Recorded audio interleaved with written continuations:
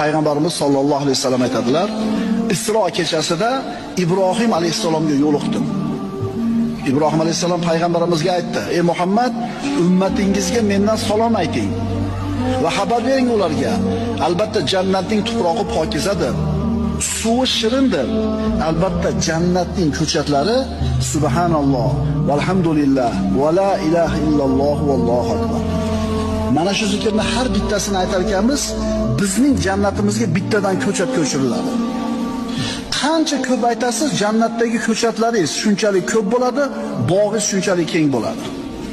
Nima to'sadi bizni yurib ketayotganda subhanalloh, valhamdulillah, va la ilaha illalloh, vallohu akbar deyishdan? Nima to'sadi? Shuning uchun zikr bilan tilimiz doim ovora bo'lsin, doim zokirlardan bo'laylik. Shoyat oxirgi lahzamiz kelganda la ilaha illalloh deganimizda Alloh jonimiz olsin. Chunki Rasululloh